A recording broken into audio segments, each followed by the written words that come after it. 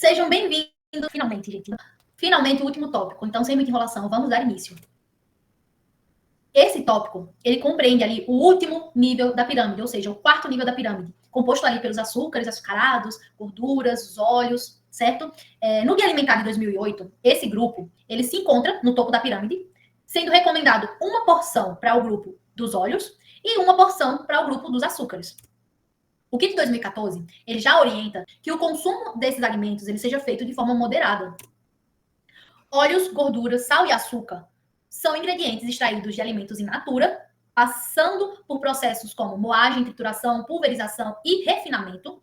Esses ingredientes eles são utilizados como temperos em diversas receitas, assim como bebidas, exemplo café, e condimentos, exemplo sal.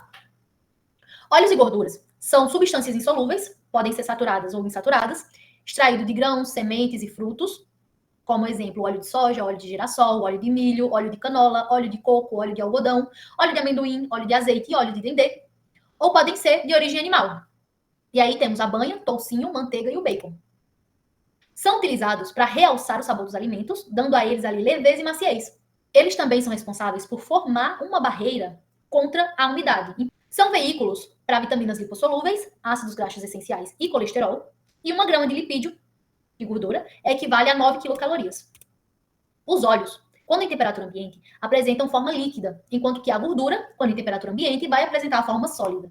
Para os óleos que se apresentam na forma líquida, quando em temperatura ambiente, temos o óleo de soja, o óleo de milho, o óleo de canola e o óleo de azeite. Já com relação aos óleos que se apresentam na forma sólida, quando em temperatura ambiente, temos o exemplo da banha de porco, bacon, coco e a manteiga.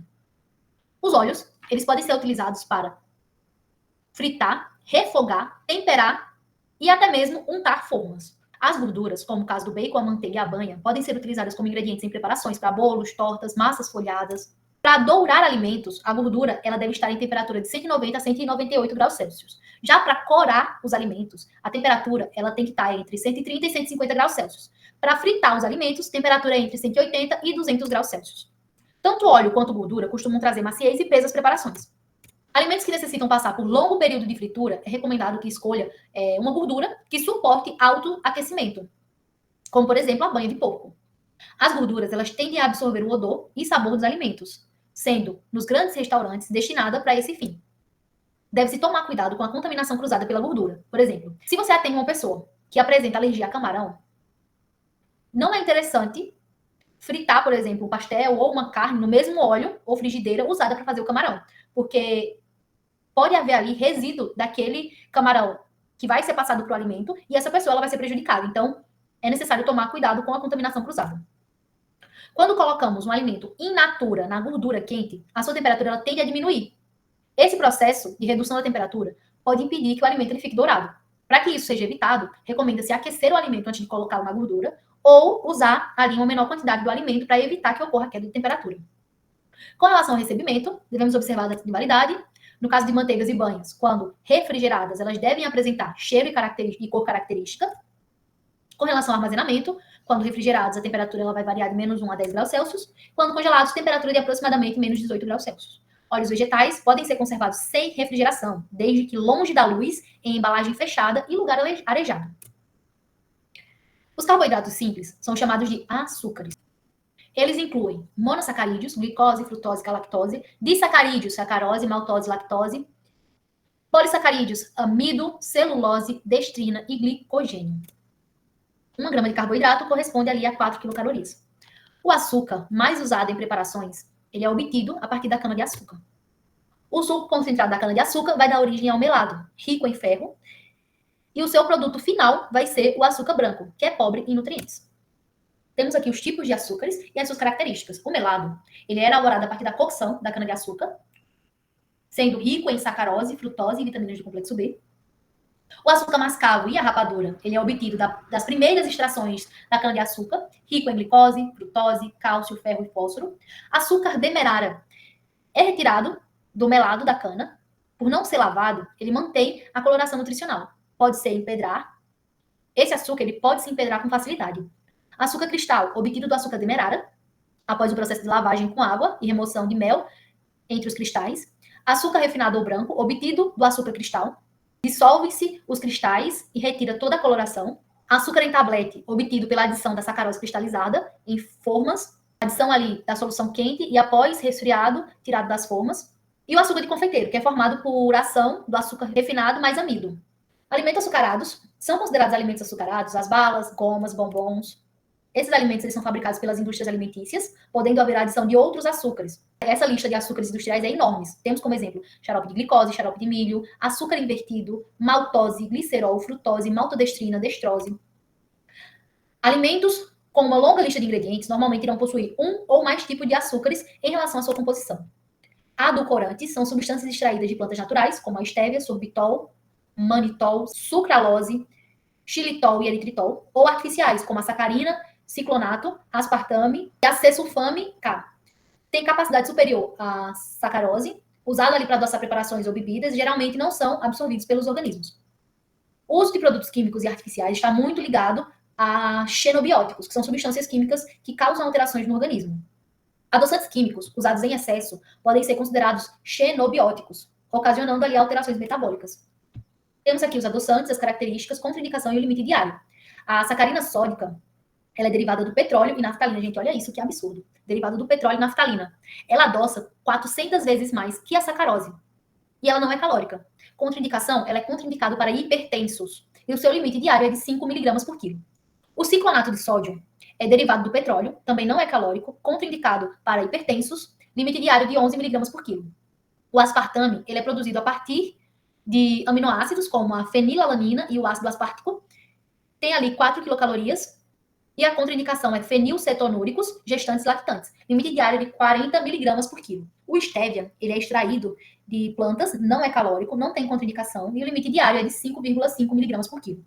Frutose, extraído de frutas e mel, contraindicação hipertrigliceridemia, e não tem limite diário. Xilitol, sorbitol, manitol.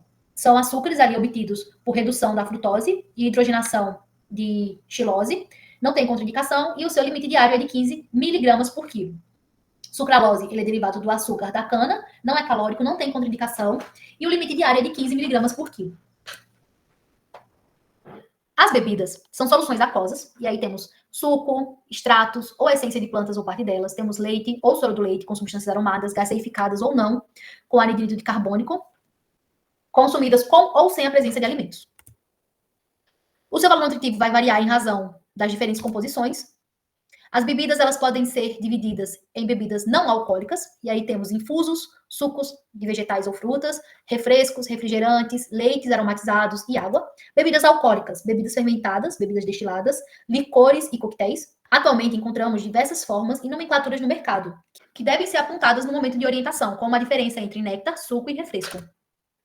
Temos aqui a diferença. O suco integral, ele tem 100% do suco da fruta. O néctar, ele vai ter de 30% a 50% do suco da fruta. Já o refresco, ele tem de 10% a 30% do suco da fruta. O café, ele é um infuso muito consumido pelas pessoas. Também pode ser encontrado na forma instantânea ou solúvel, descafeinado, sendo que a descafeinada é uma ótima opção para cardápios infantis, pois a cafeína ela não é recomendada para a criança. Os chás, eles também são infusos, obtidos pelo processamento de plantas. No geral, as bebidas, elas podem ser consumidas como uma refeição ou acompanhadas de uma refeição. Com relação aos condimentos e temperos, são especiarias e ervas aromáticas utilizadas ali para realçar ou alterar as características sensoriais dos alimentos, acrescentando sabor e nutrientes. Podem ser essenciais ou aromatizantes, salgados, picantes, ácidos e corantes. O processo industrial dos alimentos, ele nos proporcionou encontrar diversos tipos de temperos. Muitos deles são considerados ultraprocessados, devido à quantidade excessiva de sódio. Vemos aí que a recomendação é de 2 gramas de sódio ao dia ou 5 gramas de sal. Com relação aos condimentos, a sua descrição e a sua aplicabilidade, temos que, para essências e aromatizantes, podemos usar erva doce. São sementes de oleaginosas vendidas em grãos ou flores. Pode ser utilizada em bolo de fubá, pão de queijo ou chá. Anis estrelado, semente avermelhada em formato de estrela com sabor forte e picante, usado para aromatizar peixes, pães, bolos e chás. Baunilha, fruto em formato de vagem comprida, usado em doces como cremes, bolos e sorvetes. Casca de laranja e limão, casca da fruta, utilizada em bolos, pudins, caldas, suspiros e salada. Para especiarias temos a canela, que é a casca da árvore com sabor ligeiramente doce, pode ser encontrada tanto em pau quanto em pó. Usado para doces como arroz doce, canjica, sagu, panetone, sucos e chás. Cravo da Índia, sabor forte e picante, encontrado em formato de bastões florais, em pó ou inteiro. Usado em doces e salgados como sagu, pudim, bolo, conserva e carne suína. Cúrcuma, encontrado como rizoma ou em pó, com sabor delicado e levemente picante de coloração amarela, usado em arroz, batata, carnes e cremes de mostarda. Gengibre, raiz picante, moído inteiro, usado em doces e salgados. Para ervas aromáticas temos alecrim, usa-se ali a folha longa, usado em carne de carneiro, sopa, molhos, peixes, legumes e verduras. Cebolinha verde, usa os talos, pode ser fresca ou desidratada, pode ser utilizada em carne, salada, de batata, para finalizar diversos pratos. Manjericão, fresco ou desidratado, muito utilizado em pizzas, ou para elaboração de molho de tomate e molho pesto. Finalizamos aqui o quinto tópico da segunda unidade. A unidade ela tem bastante informação, ela é rica em conhecimento, só que temos uma noção de parte desse conhecimento graças às outras disciplinas, construindo o nosso conhecimento de pouquinho em pouquinho. Tenho certeza que mais na frente vamos de novo nos deparar com os carboidratos, as proteínas e os lipídios, porque, querendo ou não, a base da nutrição envolve isso, envolve os nutrientes. Vamos agora para a terceira unidade, então nos vemos no próximo tópico.